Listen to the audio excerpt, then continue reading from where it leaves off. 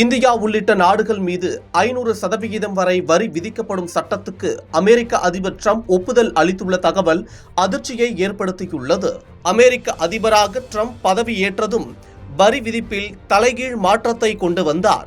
India அமெரிக்காவுக்கு அதிக அளவில் ஏற்றுமதி செய்கிறது என்று கூறி இந்தியா மீது 50% வரிகளை விதித்துள்ளார் ட்ரம்ப்.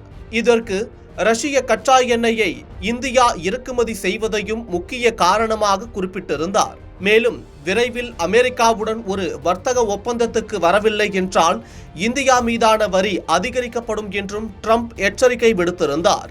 இந்த நிலையில் இந்தியா உள்ளிட்ட சில நாடுகள் மீதான வரியை 500% வரை உயர்த்த அமெரிக்க அதிபர் ட்ரம்ப் ஒப்புதல் அளித்ததாக அமெரிக்க எம்பி லிண்ட்சே கிரஹாம் கூறியுள்ளார்.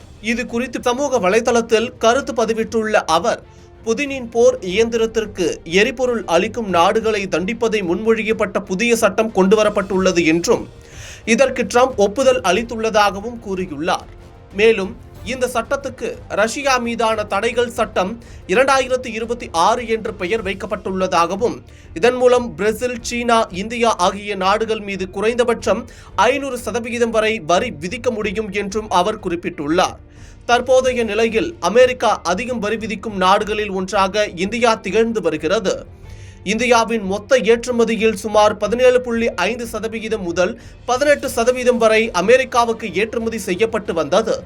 ஆனால் தற்போது அமெரிக்க வரி விதிப்பின் காரணமாக இந்தியாவில் இருந்து அமெரிக்காவுக்கு ஆடை, இறால், ஆபரண நகைகள் ஆகியவை ஏற்றுமதி செய்யப்படுவது கடுமையாக பாதிக்கப்பட்டுள்ளது. இத்தகைய சூழலில் அமெரிக்காவின் இந்த சட்டம் அமலுக்கு வந்து இந்தியா மீது கூடுதல் வரிகள் விதிக்கப்பட்டால் அது இந்திய ஏற்றுமதிக்கு மிகப்பெரிய அடியாக மாறும் என்ற அச்சம் எழுந்துள்ளது.